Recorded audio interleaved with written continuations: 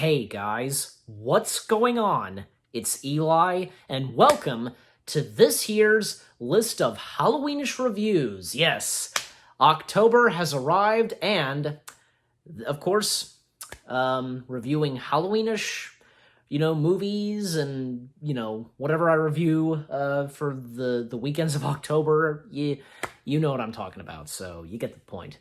So that's right, and what a way for this being the first Halloweenish movie I'm reviewing for this year. None other than, not to mention, this year marks its 100th anniversary. Man, talk about it, this movie 100 years ago, jeez. That's right, from 1922, from Germany, actually. I'm, of course, reviewing based on the novel Dracula by Bram Stoker and directed by F.W. Murnau. I think I got that right, yeah. This is Nosferatu. Yes, Nosferatu. The one of the most beloved all-time classics, black and white silent movies, and vampire movie, I should say. So yes, and actually, because as I record this, I watched it earlier tonight for the first time ever. This was my first time watching this, and I knew that I had to, of course, watch this at some point, and not to mention, as I said, this year marks its 100th anniversary, so definitely you'd have to watch it, But anyways, the story, the description's very short. I've got it pulled up on IMDb, as I always do for these reviews. Vampire Count Orlok expresses interest in a new residence and real estate agent Hutter's wife. So, yeah. And, here's another thing, because it always kind of confuses me, even as of now, the vampire, himself, people do call him, Nosferatu, but, really, he's supposed to be Count Dracula, but he goes by, even in this film, he goes by, say, Count Orlok, or, since, again, this comes from Germany, I'm looking at it, they're, because, in the German names, Graf Orlok, so, but really it's Count Orlok. That always kind of confused me, aren't Count Dracula and Nosferatu separate, different vampire, people, or something like that? I don't know, but I guess, really, Nosferatu is supposed to be Count Dracula, so, and again, this being an adaptation from the novel of Dracula, and countless other Dracula movie adaptations that would come years to come after this, Not to mention more adaptations of, say, Nosferatu, and here's another, there's some interesting facts about this movie, and what the later, vampire movies would take after this. So anyways, but yeah, so the cast of characters, because, Hutter, played by Gustav von Wenham, I think I said that right, he's he's a real estate agent, and basically, he has to go off to where, Count Orlok is, and, this one character, that basically, he has Hutter to, sell the property and house to Orlok. Orlok would buy the house and so on. Knock. Yeah, it's Knock. So, Knock, who, that's another thing, too. I found out, because, some of the characters, for all the characters, their names are different, but, as the film, was released, re-released, their names were restored, who they are actually named, who they're supposed to be called. So, Nock, like, again, has Hutter go far away, and, like, Hutter has to leave his wife for a little while. Ellen, played by Greta, and, I have trouble pronouncing words. Greta Schroeder. Oh no, I think I did get that right. Schroeder. If I did read that this movie was Greta's film debut. Okay, that's good. And hey, for this being her film debut, yeah, and basically like, like very later on in the movie, like Ellen, I guess, can feel and sense the presence of her husband, and the fact that that I guess, yeah, she knows that her husband is present with Count Orlok, and also because one fun fact that's popped in my head right now is that this film was close to being a lost film, but thankfully, and as the years passed, it's it was never lost, and for all the vampire fans and Dracula fans, I should say, to enjoy this movie how it turned out. Like, it, even like it was restored, and how many releases it had with VHS, and then of course like DVD and Blu-ray. In fact, another interesting fact is that even like, say, F.W.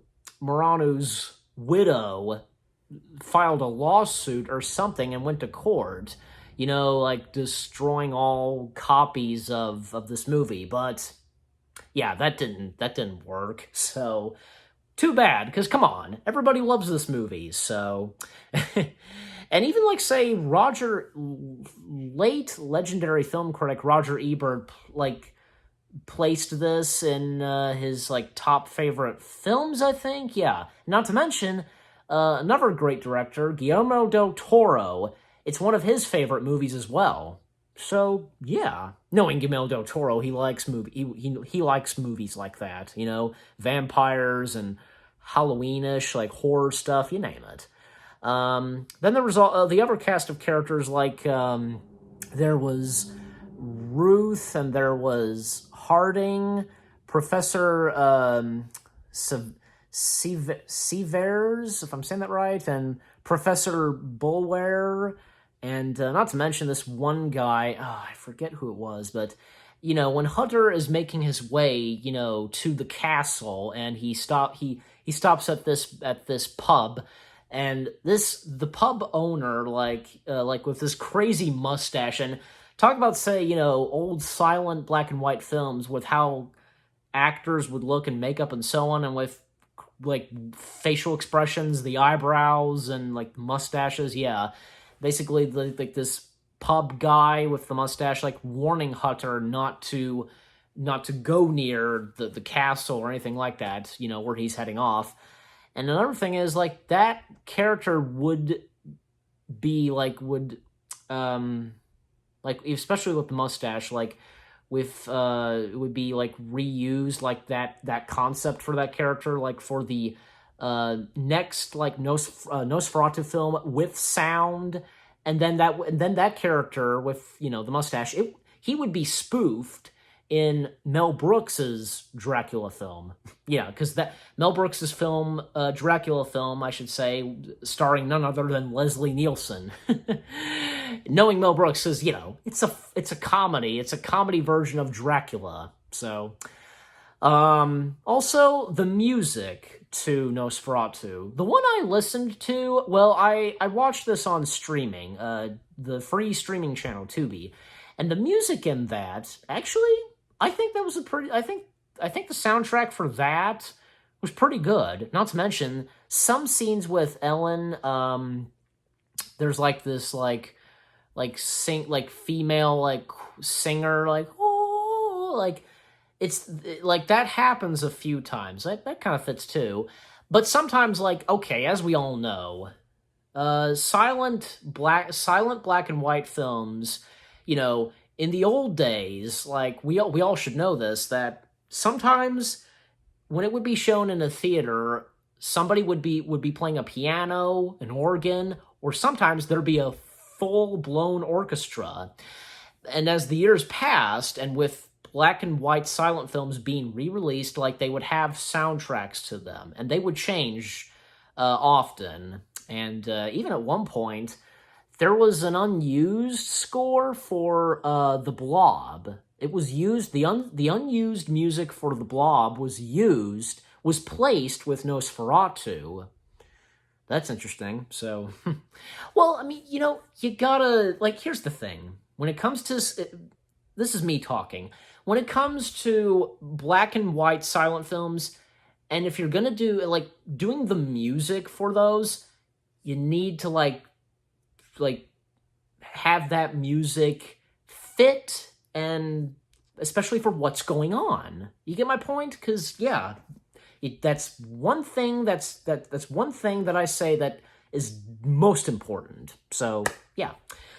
And even say, yeah, as I said, like, even the description, like, the story, because Nosferatu taking interest in Hutter's wife, and even say Hutter, like, discovering Nosferatu in his coffin, and Nosferatu, like, leaving his castle and making his way to where Hutter's wife is, and Hutter escaping, and even, I lost track when I was watching this, like, Hutter does get on this ship, if I'm correct. Well, Nosferatu does, and he terrorizes a few of the crew on the ship. Like, I think, yeah, even, like, say there's, like, a piece of paper written, like, a captain's log, yeah, of what's happening, of what has happened to the crew day by day. And even, like, say, at the very end, like, I think, yeah, the captain, he sees Nosferatu, he jumps out of the boat, and this one crew member, by the steering wheel, like,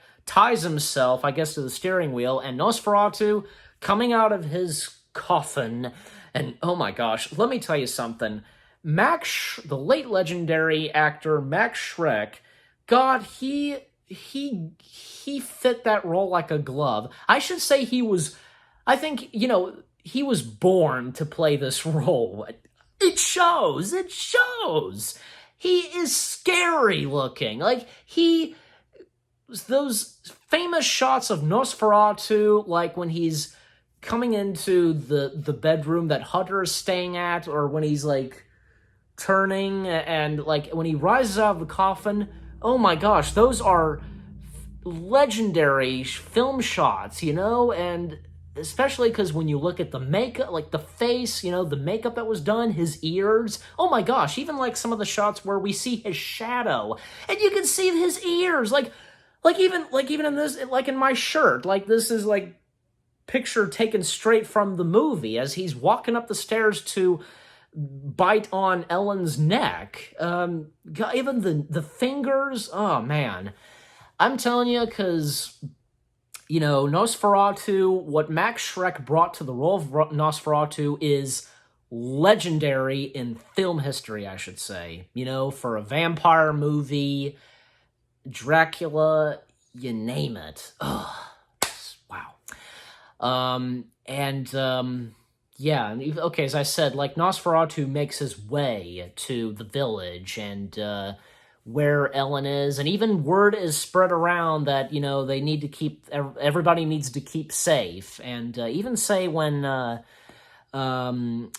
Knock is, like, let loose, and the villagers are chasing after him, and we see Knock, in the asylum, and, Knock calls Count Orlok master, like, that's another thing, because was Knock always, say, Nosferatu's servant or something? Because again, and again, like, with title cards, whatever, of what the characters are saying, Knock calls Nosferatu master, so probably, and, well, they never shared any, they were never on screen, Nosferatu and Knock were never on screen together, but oh well. And that's another thing too, because I think for some people, it makes you wonder, is Knock a vampire this whole time? But nope, it's never been established, like, never happens, like, So he's not. He's just some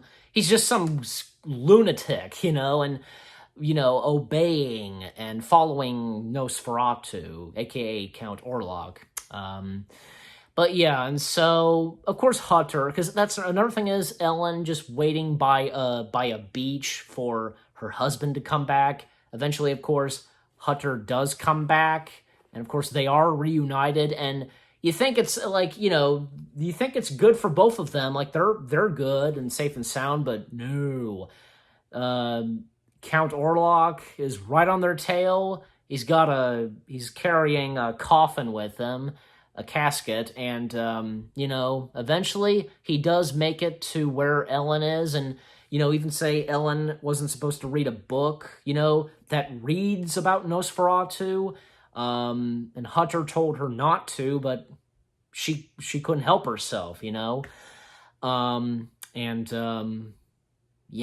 so at the very end of the movie, Nosferatu in Ellen's bedroom, and of course, sucking the blood out of her neck, and Nosferatu is defeated by the sunlight. And this was the first time in this movie, the first time ever that sunlight kills a vampire, and that would happen in the later vampire movies that would come, years to come, I should say. So this is where it all started. This is where it all started in this movie, where sunlight kills a vampire. But that's another thing too, because it's obvious and it's true. In Nosferatu, we don't see anything else that Nosferatu is that could hurt him and kill him. That being garlic, a cross. What am I missing? Well, that's about it. So, Oh, and that's another thing too. He doesn't turn into a bat or mist, a wolf. There's none of that either. So he's just simply a vampire in this. So yeah. Even if I recall the introduction of Count Orlok, well, Hutter doesn't realize that he's a vampire at first, just simply a creepy person. He was the coachman, and Count Orlok bought the property and so on. Yeah, and that's when very later on that same day when Hutter arrived, he starts to see that there's something about Count Orlok.